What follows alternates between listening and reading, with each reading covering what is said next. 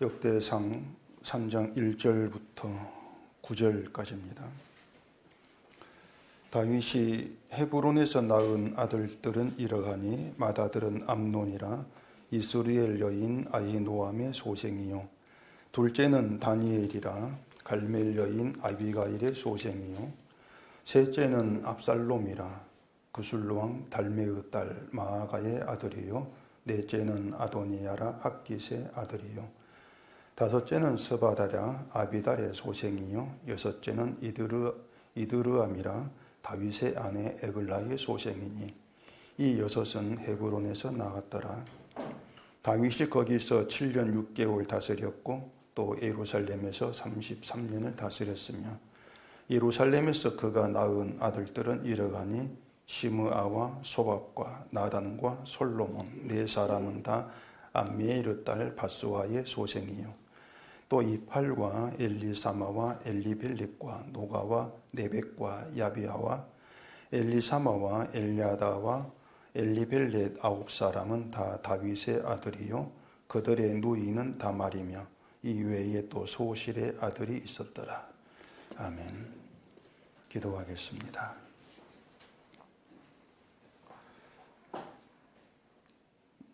오늘도 이 말씀에 숨겨져 있는 하나님의 그 뜻 비밀을 알기를 소원합니다.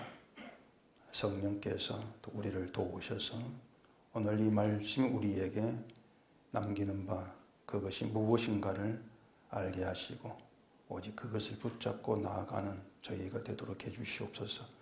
예수님 이름으로 기도합니다. 아멘. 오늘 주보의 성경 묵상의 내용이 그 예수님께서 베드로에게 천국 열쇠를 주시는 그것입니다.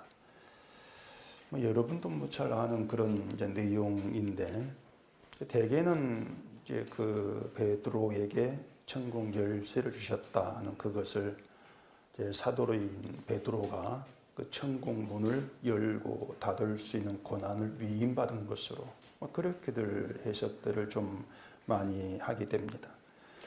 근데 우리가 이제 베드로라고 하면은 반드시 좀 짚고 넘어가야 될 그 문제가 있습니다. 그게 뭔가 하면은 그 예수님이 붙들려서 그 대제사장 가야바에게 끌려가서 신문 받을 때 이 베드로가 예수를 모른다 하면서 예수님과의 관계를 부인했던 그 사건, 배신을 행한 거죠. 예수님에 대해서. 한마디로 예수님을 이제 끝까지 따르고 함께하는 그 제자의 길, 그 일에 실패한 사람이다. 바로 그런 내용입니다. 예수님이 베드로가 그 실패하고 배신할 것을 몰랐는가 하면은 이미 아셨죠. 아셨는데 결국 예수님은 장차 배신을 때릴 그 제자에게 천국 열쇠를 주신다. 그렇게 하시고 또 그 위에 교회를 세우신다. 이런 말씀을 남기신 것이 된단 말입니다. 베드로에 대한 이야기는 또 그게 전부가 아니고 그 천국 열쇠를 주신다고 하신 바로 그 뒤에 사탄아 내 뒤로 물러가라. 그런 책망을 또 베드로에게 하셨단 말이에요. 그런 내용들을 우리가 좀 보면서 우리에게 하나의 의문으로 다가올 수가 있는 것은 그렇게 그 천국 열쇠까지 주시겠다고 하고 또 그 베드로 위에 교회를 세우신다는 그런 말씀까지 하신 그 베드로가 왜 그 모양이냐고 하는 거죠.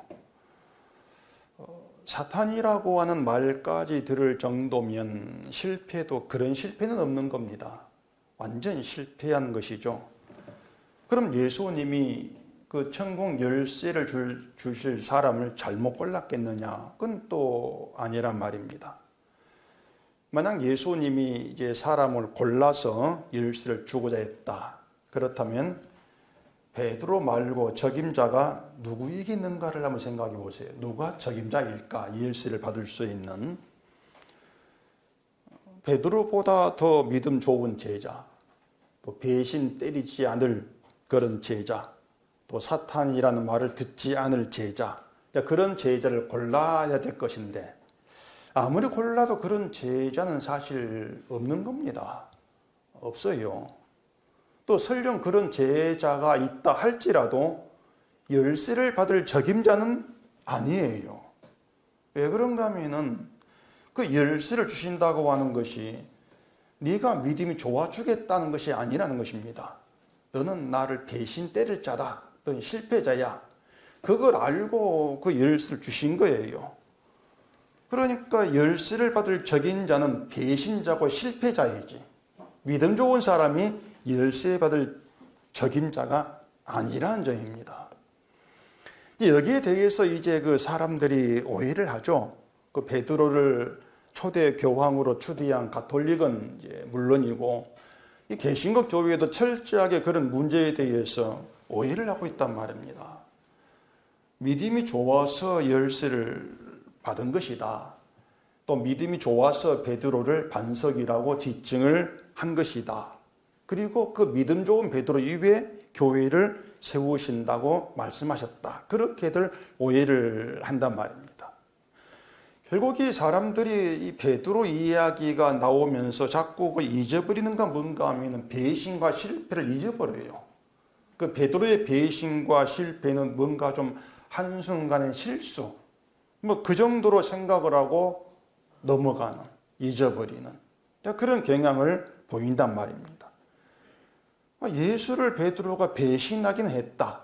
배신하긴 했지만은 결국에 베드로가 사도로 예수를 전했고 순교까지 했지 않느냐. 그러니 배신 한순간의 일이고 그리고 나중에 회개하고 정신 차려서 믿음으로 예수를 따른 사도였어. 그렇게 이제 그 사도로 일했다는 것에 배신하고 실패한 것을 묻어버린단 말입니다.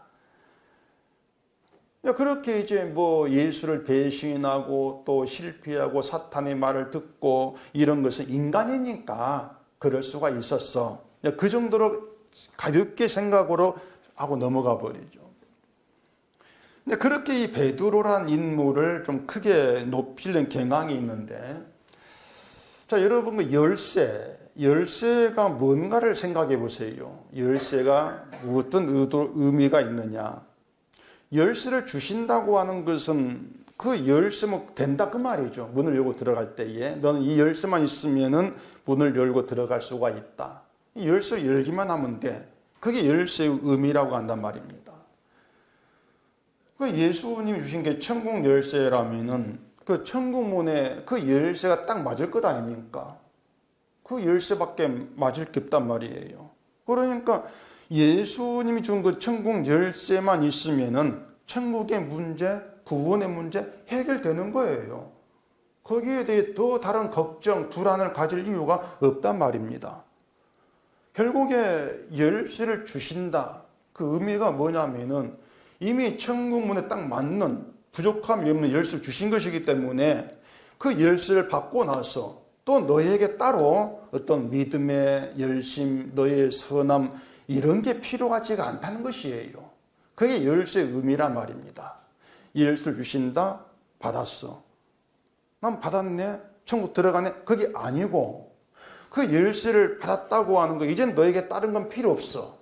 열쇠만 있으면 돼. 그 의미로 주어진 거죠. 그냥 들어가면 된다고 하는 거예요. 들어가면 된다. 근데 이제 우리의 관심은 그 열쇠가 품고 있는 의미가 아니고 열쇠를 받은 베드로에게 관심이 이제 향한단 말이에요. 사람에게로. 그러면서 열쇠를 받은 인간에게 특별한 의미를 두고 싶어 하죠. 뭔가 특별하니까, 뭔가 다르니까 열쇠를 받지 않았겠는가. 그러면서 베드로의 특별한 점, 다른 점 이걸 자꾸 찾아내려고 하게 된단 말입니다. 그래 인간의 그런 관심을 다 꺾어버리는 것이, 다 무너뜨려버리는 것이 베드로의 배신과 실패예요. 열쇠를 받은 사람이, 그 천국 열쇠를 받은 사람이 배신자에다가 심지어 사탄이라고 하는 책망까지 들은 실패자다. 그리고 교회도 교회를 세우시는데 그런 배신과 실패자 인간 위에 교회를 세우신다. 그 의미가 뭐냐고 하는 것이죠.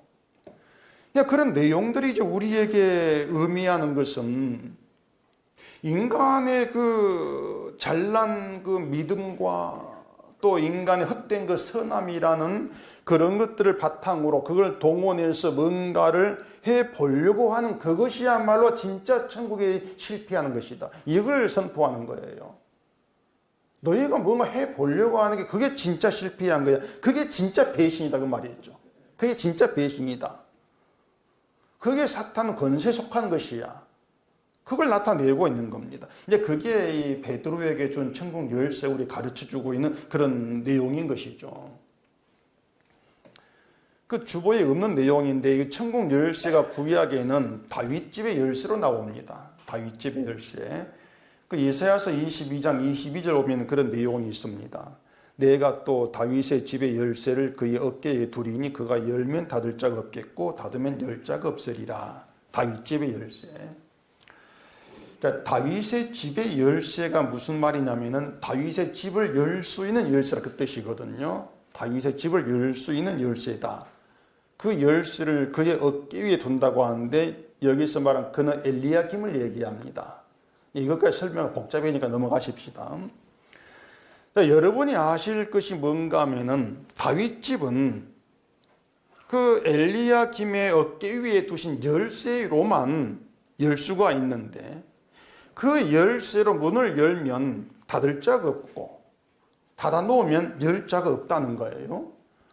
그러니까 그것도 뭔가 하면은 인간이 열고 닫을 수 있는 집이 아니라는 겁니다. 다윗 집이. 자, 여기 다윗 집은 다윗 가문을 얘기합니다. 다윗 가문을 얘기하는데 이 다윗 가문 단순히 다윗의 혈통을 이어받은 다윗 가문 그걸 의미하지를 않습니다. 자, 이제 본문 들어가 보십시다. 오늘 본문에 다윗의 아들들이 등장을 합니다. 다윗 가문의 사람들입니다. 그런데 그 다윗의 아들들 사이에서 수많은 사건들이 벌어져요. 그 사건들을 보면은 말이 다윗 가문이지 정말 뭔가 좀 자랑스럽게 내어놓을 만한 그런 가문은 아니에요. 뭔가 명망 있는 가문이다. 도무지 그렇게 얘기할 수 없는 그런 가문이에요. 다윗은 하나님의 약속을 받은 왕입니다. 다르게 말하면 약속의 가문이에요. 약속의 가문인데 그런 가문이 그 아들들로 인해서 부끄러운 칩으로 아주 가득한 사건으로 막 뭉쳐져 있는 그런 집안이 된단 말입니다. 우리는 어떤 가문이 하나님 복을 받는다 이렇게 말을 하면은 그 후손이 잘 되고 그래서 그 가문 집안이 아주 그 이름 있는 집안으로 막 그 번성하는 그걸 우리가 생각하지 않습니까? 그런 기준에 보게 되어지면은 다윗 가문은 집안이 완전 몰락한 거예요. 무너졌다. 이렇게 말하는 게 맞을 정도로 엉망이란 말입니다. 이것이 이제 베드로도 그렇고 이 다윗도 그렇고 우리의 기준과 시각에서는 해석되지가 않은 문제고 알 수도 없는 하나님의 세계란 말입니다. 하나님이 이런 방식으로 일을 한단 말이에요. 약속을 줬는데 그 약속받은 가문이 엉망진창이다. 세상 기준 보면 완전 몰락한 집안이고 대대로 욕먹을 집 가문이다. 그런데 그것이 하나님이 약속받은 세계이고 그게 하나님이 세우신 왕의 가문이다. 그게 돈 뭐야? 이런 의문으로 이어질 수밖에 없단 말이에요. 자, 다윗 아들들을 이제 봐보십시다. 자, 1절부터 4절까지가 이제 다윗이 헤브론에서 낳은 아들들 이름이 있는데 이제 맏아들이 암논입니다. 암논 시작해서 여섯 번째 이드르암까지 나와요. 그런데 이들 이제 낳은 어머니가 다 달라요. 한 부인 앞에 한 아들, 그 이름이 딱 나온단 말이에요. 아들이 6, 어머니도 6. 모두가 다 이복 형제입니다. 이복 형제. 그리고 5절에 보면은 예루살렘에서 그가 낳은 아들들은 이러하니 시므아와 소밥과 나단과 솔로몬 네 사람은 다 암미엘의 딸 바수와의 소생녀 이렇게 되어 있습니다. 여기 바수와는 우리아의 아내 바세바 이름이에요. 바세바예요. 바수와가. 자, 밧세바의 아들로 솔로몬이 등장을 하고 또 9절에 다윗의 딸 다말 이름이 또 나옵니다. 이 족보에는 딸 이름이 거의 안 나옵니다. 근데 딸 이름 족보에 등장한다고 하는 것은 뭔가 그 딸을 중심으로 한 특별한 일이 있다. 그걸 의미하는 것인데 그건 여러분 아실 거예요. 암논이 그 다말을 범한 사건이 있지 않습니까? 그 다윗 맏아들 암논이 이복 동생인 다말을 병이 들 정도로 사랑을 합니다. 그래서 이제 계략을 써가지고 그 다말을 자기 침실로 오게 유인을 해요. 오게 하고 억지로 동침을 합니다. 근데 동침한 후에 그 다말을 사랑했던 마음이 사라지고 미워했다. 이렇게 되어 있어요. 그래서 다말을 쫓아버리는데 이 다말 어디로 가냐면은 자기의 친오빠 압살롬의 집으로 이제 갑니다. 다말은 압살롬의 친동생이에요. 압살롬이 이제 다말에게 행한 암논 사건을 알았기 때문에 암논에 대해서 좋지 않은 마음을 가지게 됐지 않겠습니까? 그래서 이제 압살롬이 복수를 꿈꿉니다. 그래서 하루는 다윗에게 양털 깎는 일, 하나의 그 축제로 되어 있는데 양털 깎는 일이 있으니까 거기에 암논도 같이 하게 해달라 요청을 한단 말이에요. 그래서 다윗이 암논과 다른 아들들 같이 보내는 겁니다. 이 압살롬은 암논을 죽일 계획을 이제 세워놓고 있었죠. 그래서 종들에게 암논이 술 마시고 즐거워할 때 보고 있다가 내가 치라 하거든 죽이라. 이렇게 미리 명령을 내려놓은 겁니다. 그렇게 이제 암논을 죽이고 압살롬은 외가인 구슬로 도망을 쳐가지고 3년간 피신이 있게 돼요. 그리고 또 나중에는 반란을 일으킵니다. 반란 일으켜가지고 다윗이 도망을 하게 되고 또 이 압살롬이 다윗의 후궁을 또 범하게 되고 또 압살롬 스스로 자기를 왕이라 칭하면서 다윗 군대와 싸우다가도 죽어요. 압살롬이. 2절 보면 또 넷째 아들 아도니아가 나오는데 이 아도니아도 왕의 자리를 두고 나중에 솔로몬과 다투게 됩니다.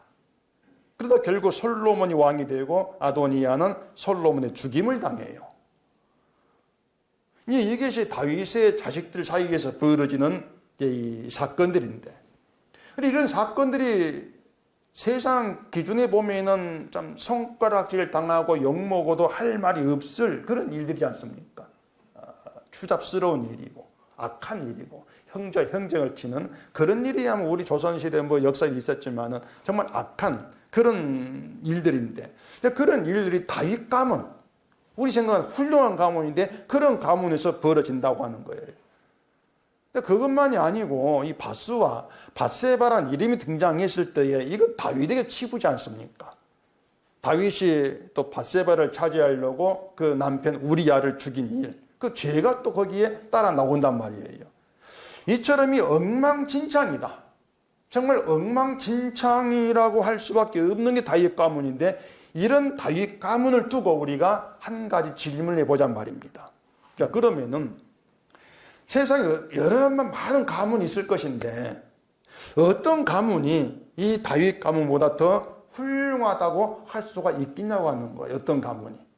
여러분도 가문 있지 않겠습니까? 저도 신씨 가문이고 제가 듣기로는 신숙주 어른의 27대 손이라든가 그렇게 돼 있습니다. 양반 가문이고 제가 또 그런 가문인데 어떤 가문을 두고 이 다윗 가문보다 우리가 더 훌륭해 이렇게 얘기할 수가 있겠냐고 하는 거예요.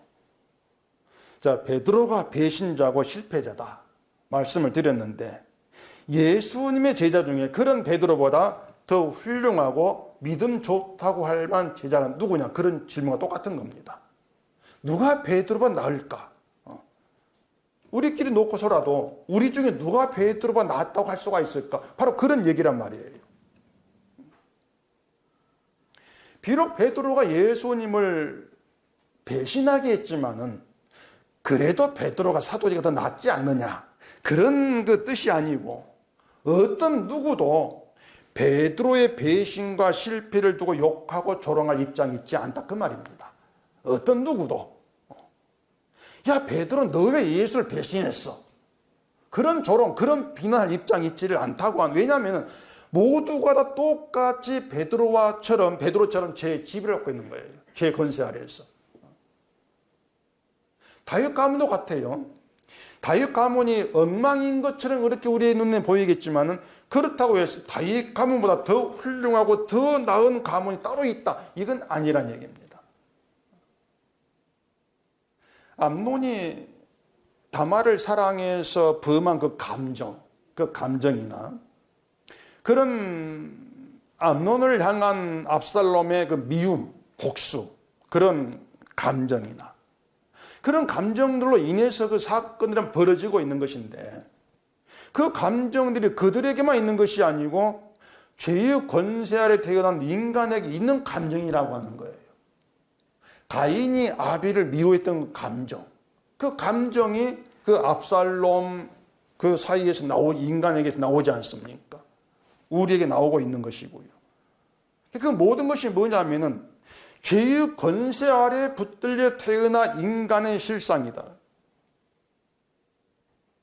우리가 평소에는 뭐 세상 사는 일도 바쁘고 또 이 땅의 일이 먹고 사는 게 중요하기 때문에 내가 어떤 감정의 소유자인지 내가 어떤 감정의 사람인지 우리가 크게 관심을 안 둡니다.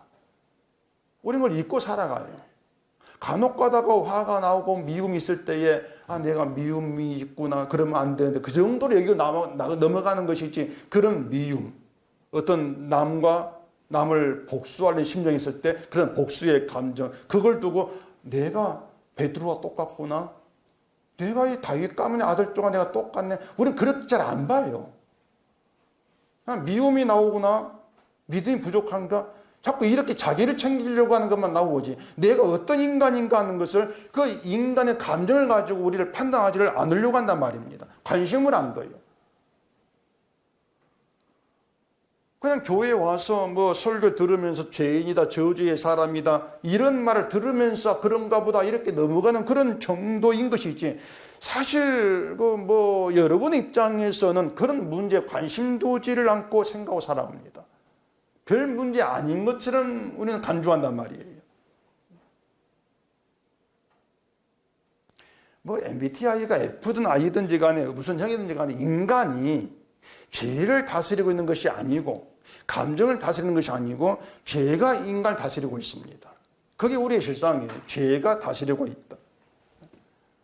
미움, 사랑, 복수 뭐 이런 감정들도 없는 게 아니고 때로는 나를 위해서 그냥 미움을 누르고 있는 것이죠. 그래 미워하지 않은 척하고 있는 것이죠.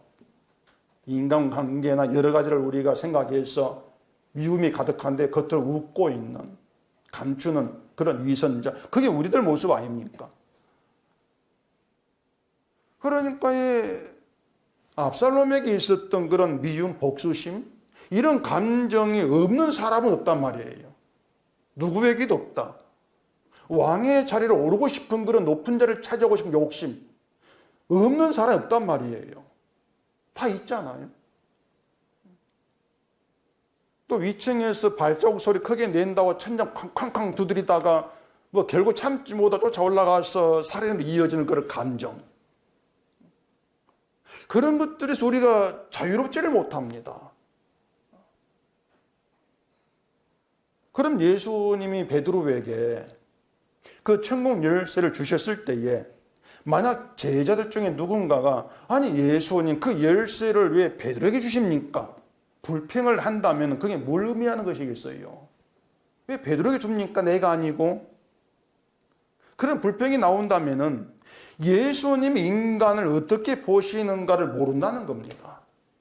예수님이 인간을 어떻게 보시는가 그걸 모르는 것이고 내 자신이 어떤 인간인지도 알지를 못한다 이런 뜻이 되는 거예요. 그렇기 때문에 왜 베드로에게 줍니까? 불평이 나오는 것이죠. 예수님 왜 저 사람이 나보다 잘 되게 합니까? 이런 불평이 나오는 거예요. 그러니까 그런 것들 하나 정당치를 못하는 것이죠. 예수님이 인간을 어떻게 보실까? 예수님이 나를 어떻게 보시지?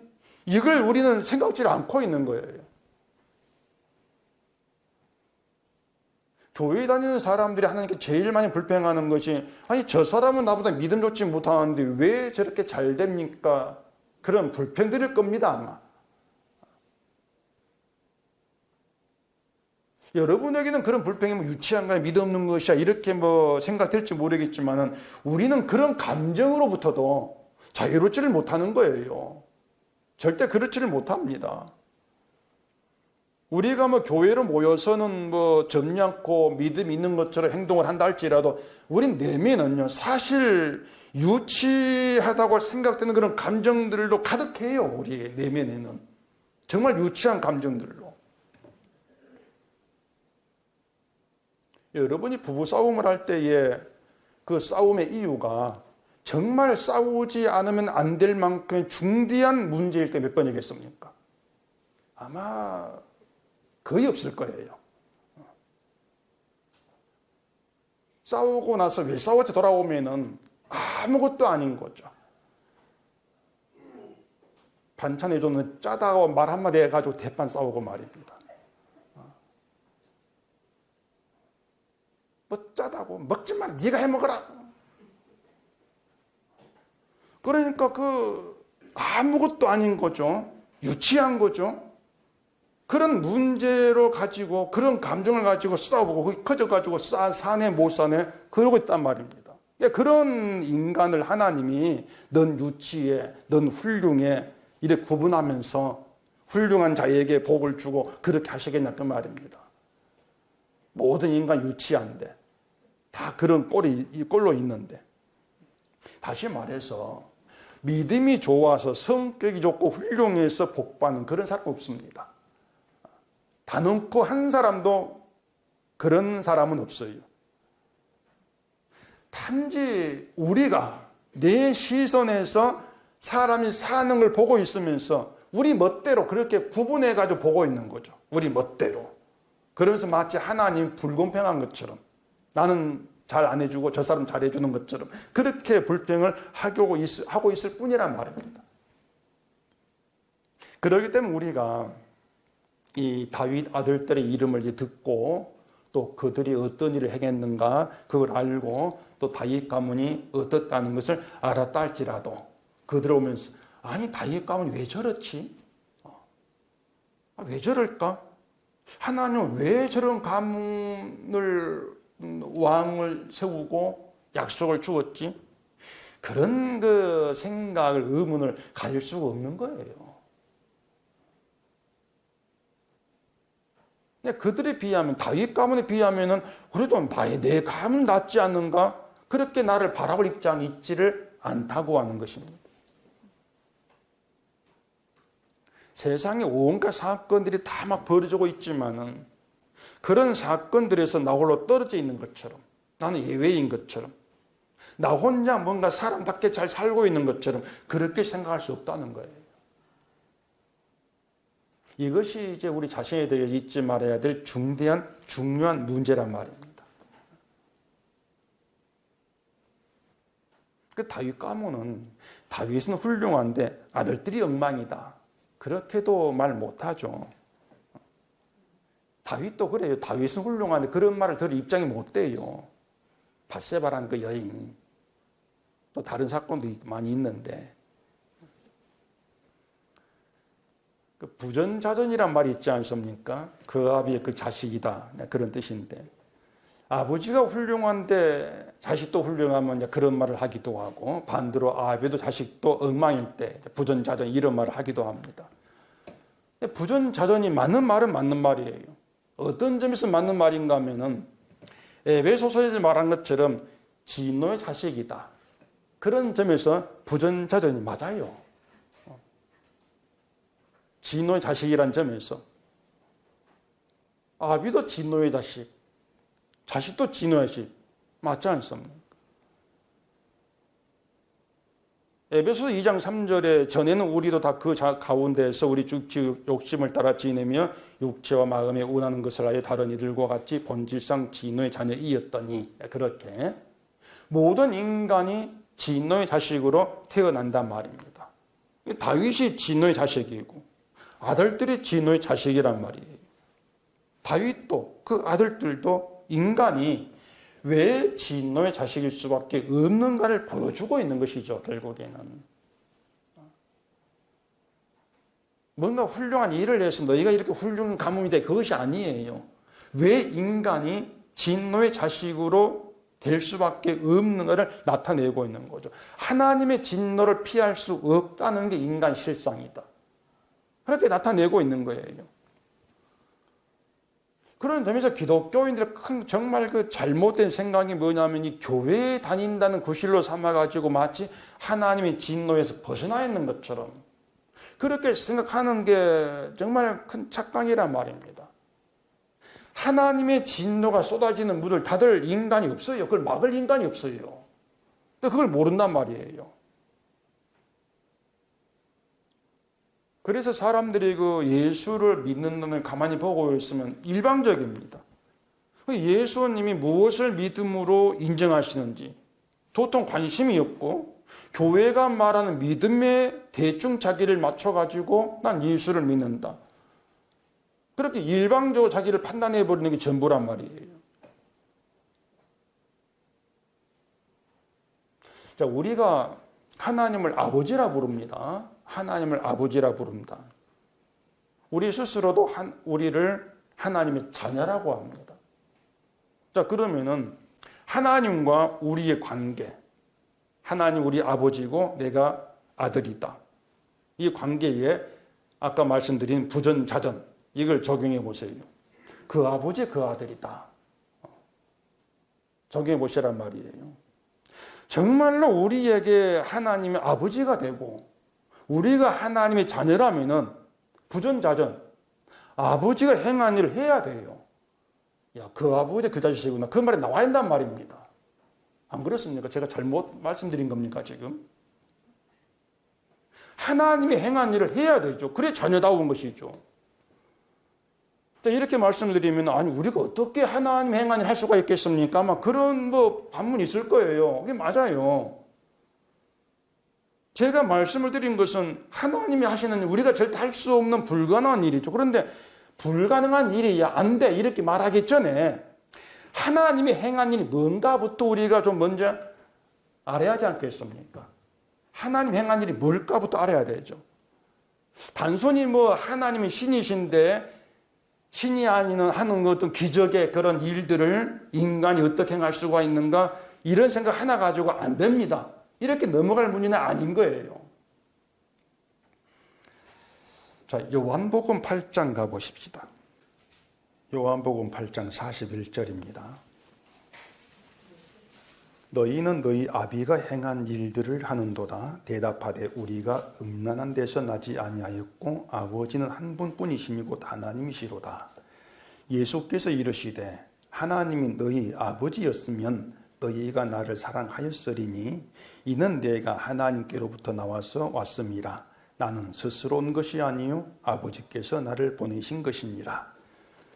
여기에 부전자전 의미가 들어있어요. 하나님이 너희 아버지였으면 뭘 한다고 합니까? 너희가 나를 사랑하였으리 것이다. 그러면은 하나님 아버지가 행한 일이 뭐라는 거예요? 아들 예수를 사랑하시는 것이다.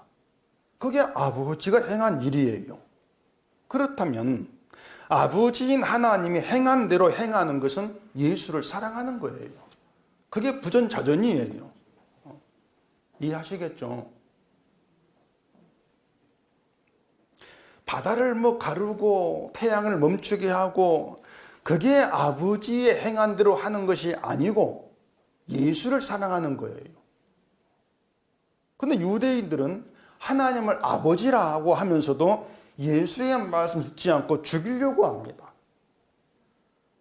그것이 너희 아버지는 하나님이 아니라 마귀다. 그 증거로 예수님께서 말씀하신 거예요. 그래 요한복음 8장 44절에 보면은 너희는 너희 아비 마귀에게서 났으니 너희 아비 욕심대로 너희도 행하고자 하느니라. 그는 처음부터 살인한 자요 진리가 그 속에 없으므로 진리에 서지 못하고 거짓을 말할 때마다 제 것으로 말하나니 이는 그가 거짓말쟁이요 거짓의 아비가 되었습니다. 이게 이제 인간들이 드러내고 있는 진짜 부전자전이에요. 아비가 마귀야. 마귀가 행하는 것을 그대로 행하고 있어. 그 부전자전이죠. 마귀의 특징은 그 속에 진리가 없다는 겁니다. 진리가 없어요. 이런 마귀를 따라 행하는 것은 예수님 말씀이 속에 없는 자로 살아가는 거예요. 그게 아비를 따라 행하는 거예요. 말씀이 속에 없이 행하게 되어지는 것은 자기 욕심대로 행하면서 자기 것을 가지고 말을 하죠. 말씀이 없으니까 내 걸 가지고 말할 수밖에 없죠. 이렇게 자기 것을 가지고 말을 하게 되어지면 나오는 말은 결국은 인간 욕심을 옹호해 주는 것, 내 욕심을 이루어주는 가짜 예수, 이런 말이 나올 수밖에 없는 거예요. 그리고 분명한 것은 진노의 자리에 있는 인간됨에 대해서는 아예 관심을 안 두죠. 속에 진리가 없기 때문에. 인간의 본래 자리도 몰라요. 그렇기 때문에 구원받고 복받기 위한 인간의 온갖 행함들이 난무하게 되죠. 그런 행함들이 천국에서 도무지 인정되지 아니한다. 이게 열쇠를 주시는 의미인데 그걸 알지를 못하면서 오히려 자기들이 행하는 것이 천국 문을 열 수 있는 열쇠가 되는 것도 착각을 해요. 결국은 예수님께서 베드로에게 주신다는 그 열쇠 말고 각자 자기 열쇠를 챙기고 있는 게 지금의 기독교인이라고 할 수가 있어요. 각자 내 열쇠를 챙기고 있죠. 재밌지 않습니까? 예수님이 주신다는 열쇠는 안 보이죠. 보이지 않는 것이고 또 보면 그 열쇠만 가지고는 안 될 것 같은 불안감이 있는 거예요. 그래서 열쇠답게 보이는 정말 천국 문이 열릴 것으로 생각될 수 있는 그럴듯한 열쇠를 전부 한 개씩 꿰차고 있단 말이에요. 만들어가지고. 그 열쇠가 자기 행함이 들어있는 것이죠. 결국은. 집에 가셔서 그 주어 읽어보시면 알겠지만은 예수님 주신 열쇠는 십자가에 흘린 피로 완성된 주의 의입니다. 의로움이 열쇠예요. 예수님의 의가 열쇠예요. 천국은 의의 나라입니다. 의의 나라이기 때문에 의로운 자에게만 문이 열린단 말입니다. 의로운 자만 들어가요. 그런데 그 의라고 하는 것은 하나님이 준 율법을 온전히 지키는 것인데 예수님은 그 율법을 하나님을 사랑하고 이웃을 내 몸처럼 사랑하는 것이라 했지 않습니까? 그 사랑을 십자가로 이루신 것이고 그게 의가 돼요. 주님의 의 때문에 천국은 그 예수님의 의로만 열리는 것인데 그 말이 뭐냐면은 인간의 의라고 하는 것은 다 무용지물이야. 다 헛된 것이야. 헛짓거리야. 그 뜻이란 말이에요. 그리고 예수님의 그 천국 열쇠를 받았다고 하는 것은 나의 의나 나의 공로, 내 모든 것들은 다 무용지 헛된 것을 내가 간주해버리고 부인되어져 버리는 그런 사건이 네 속에 발생되어진 의미합니다. 그러면 예수님의 의만 나의 전부가 되어버리는 것이죠. 그런데 사람 그게 불안하다고 하는 것이에요. 내가 행하는 게 빠져버리고 그 보이지 않는 뭔가 예수님의 의, 이것만 가지고 될까? 내가 그 의를 믿는다는 그 하나만 가지고 될까? 그 의를 그래서 확실하게 하려고 그 일 확실하게 하려고 내 행위를 집어넣는 거죠. 그게 열쇠가 아니라는 것을 알지도 못하면서 그렇게 행하는 것이 지금의 실상이에요. 그게 선악과 먹은 인간의 현상이죠. 그래서 성경은 인간을 그렇게 보고 시작을 합니다. 너희는 이런 존재, 그렇게 보고 시작하는데 그런 인간에게 자꾸 열심히 노력하고 힘을 내서 의를 이루라거나 또 하나님의 뜻대로 살라거나 기쁘게 하라거나 그런 교훈과 조언을 던지고 있단 말이에요.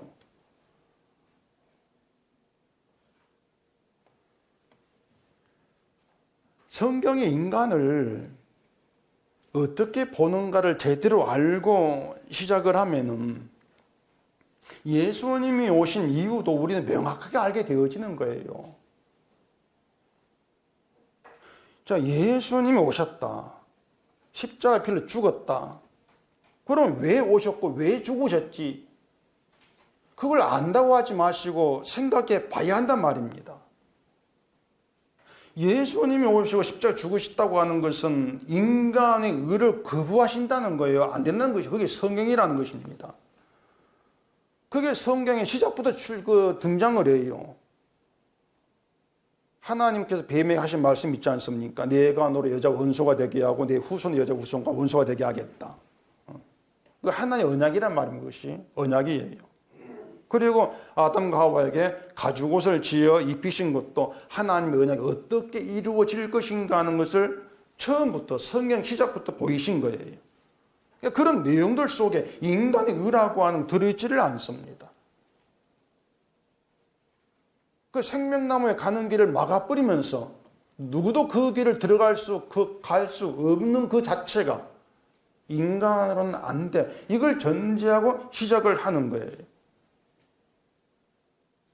그래서 그런 말씀들이 우리 속에 박히고 자리를 하게 되어진다면은 내 속에 말씀이 자리했다. 말씀이 파고 들어왔다. 그 증거는 나의 의를 부인하게 되는 것으로 드러난다는 것입니다. 그게 말씀의 능력, 말씀의 역사라고 하는 거예요. 그리고 천국문을 여는 열쇠를 가지고 오신 예수를 믿게 되어지고 감사하는 것이죠. 그 예수 감사가 되어지는 것. 이것이 하나님께서 보내신 아들을 사랑하는 것이고 부전자전, 아버지신 하나님의 자녀라. 그런 의미가 돼요. 아버지가 아들인 예수를 사랑하는 것처럼 예수를 사랑한다.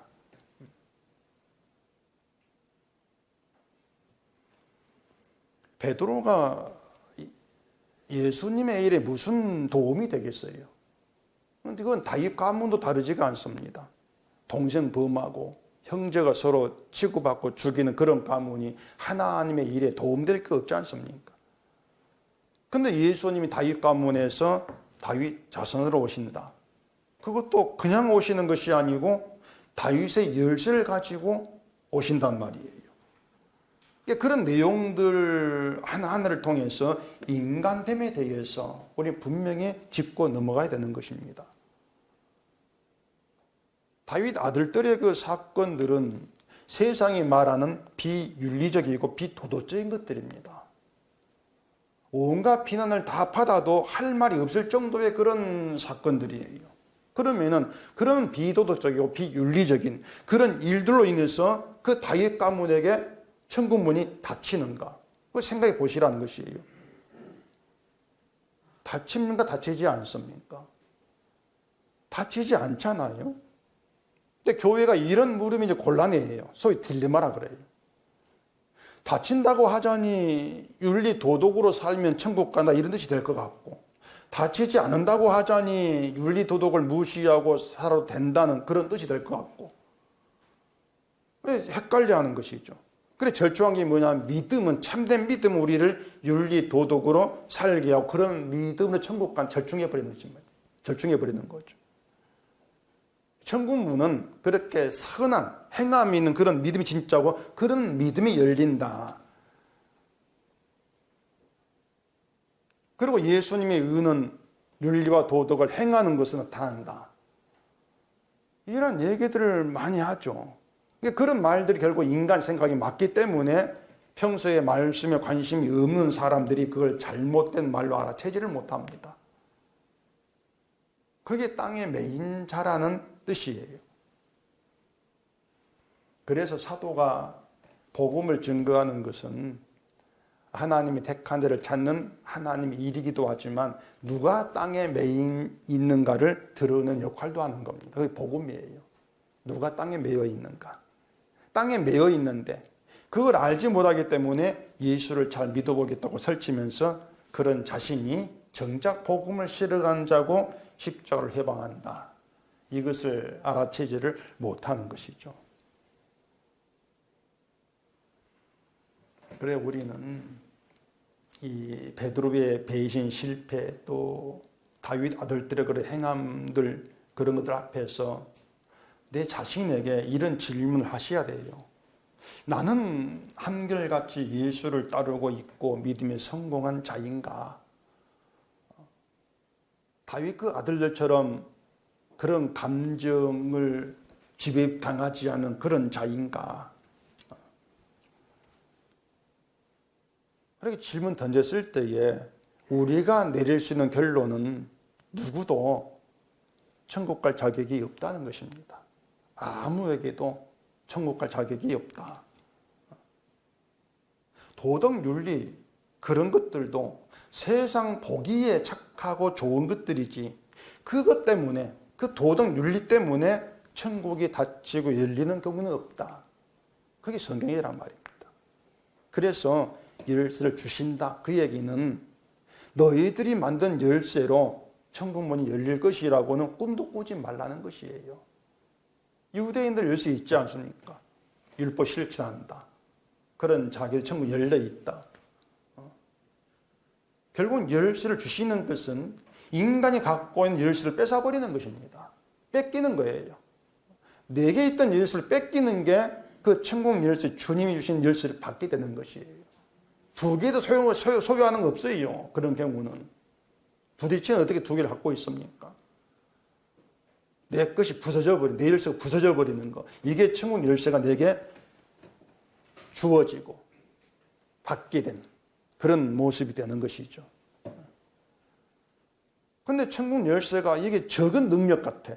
별것 아닌 것 같아가지고 끝까지 내 걸 고집하는 이런 발상이 아비가 마귀라는 것이고 땅의 매인자다.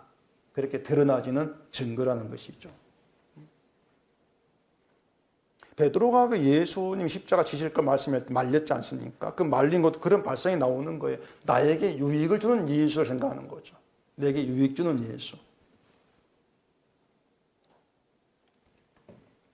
요한계시록 3장 가고 싶습니다. 요한계시록 3장 7절입니다. 빌라델비아 교회의 사자에게 편지하라. 거룩하고 진실하사 다윗의 열쇠를 가지시니 곧 열면 닫을 사람이 없고 닫으면 열 사람이 없는 그가 이르시되 볼지어다 내가 내 앞에 열린 문을 두었으되 능히 닫을 사람이 없으리라. 내가 내 행위를 아노니 내가 작은 능력을 가지고서도 내 말을 지키며 내 이름을 배반하지 아니하였도다. 간단하게 말씀을 드릴게요. 다윗의 열쇠는 다윗에게 하신 하나님의 약속으로 보시면 됩니다. 약속이고 다윗 집안이 약속으로 열리는 것이고 그 열면 닫을 사람이 없고 닫으면 열 사람이 없다. 예수님이 약속으로 오셨기 때문에 다윗 열쇠를 가지고 다윗 가문 자손으로 오신 것이다. 이렇게 얘기가 되어지면 이해되는 거예요. 결국 뭔가 인간 가문 볼 것 없다는 거예요. 죄로 가득한 가문일 뿐이라고 하는 것이죠. 그런 인간의 가문에 예수님이 오셔서 죄를 대신 지시는 것으로 어둠이 사라지고 빛의 가문이 된다는 것입니다. 때문에 믿음은 예수님의 죄를 대신 지심으로 죄가 용서되고 거룩한 자 되었다고 믿는 거예요.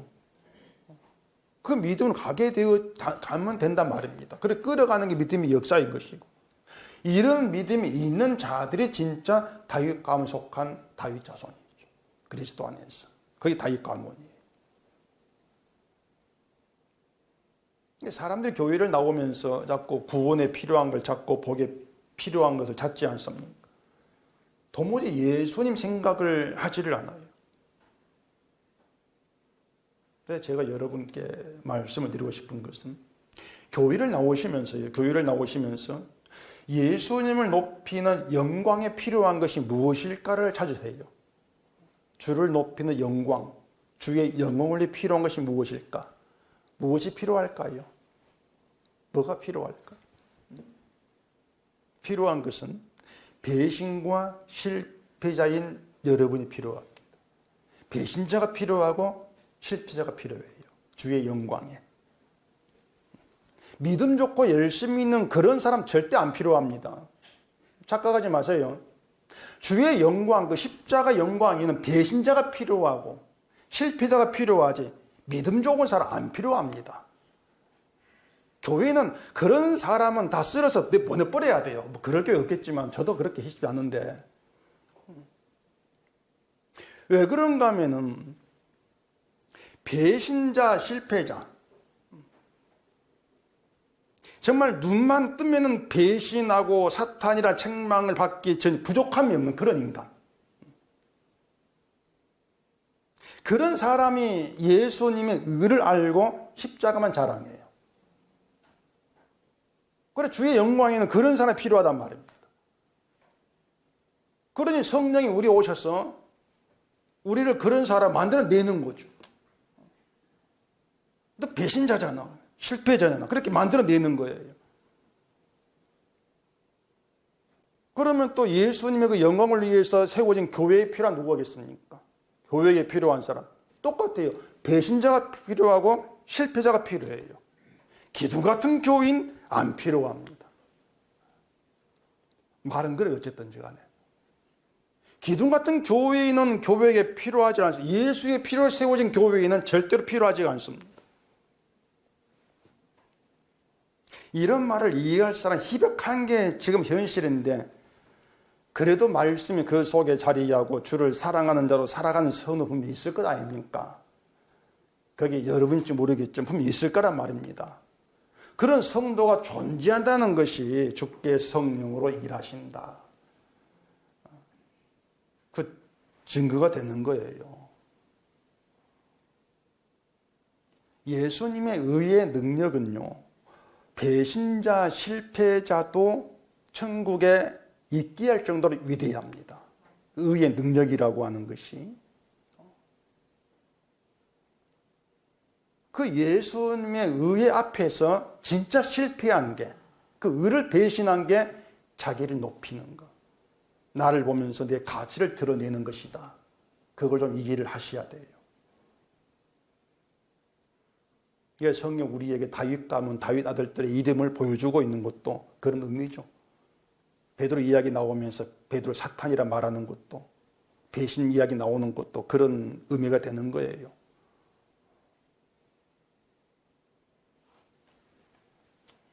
너희들 속에 내 말이 박히지 않으면, 내가 전한 진리가 있지 아니하면 너희는 천국에 들어올 수 없는 자들. 내가 성령을 보내어서 너희의 배신, 실패를 알게 하면서 내가 아니면 안 되는 그 하늘의 비밀을 깨닫게 한다. 그리고 주를 사랑하는 자로 만들어내겠다. 그게 주의 일하심이라고 하는 거죠. 때문에 정말 성도에게는 예수님의 의라고 하는 것만큼 좋고 기쁨이 되는 게 없을 거예요. 정말 성도에게는 예수님의 의, 십자가 의, 그 예수님의 의 안에서 용서받았다. 그 사실이 놀라운 선물, 축복으로 자리하는 것이죠. 그렇게 예수님 의 앞에서 잠잠히 용서받은 자는 기쁨으로 살아가는 그런 인생이 되기를 바랍니다. 기도하겠습니다. 우리 아버지 하나님, 이 시간도 이 성경에 등장하는 여러 인물들, 그 사건들을 통해서 인간이 누구인지, 내가 나를 어떻게 봐야 될 것인지를 생각하게 되었습니다. 이러한 우리를 예수님의 의로 천국에 있게 하신다. 이것이 놀라운 복된 소식으로, 기쁨으로 우리에게 다가오지게 하시고, 오직 예수님의 의 안에서 나의 어떤 것도 보지 아니하고 주만 바라보는 용서의 기쁨만 누리는 그런 저희가 되도록 해주시옵소서. 예수님 이름으로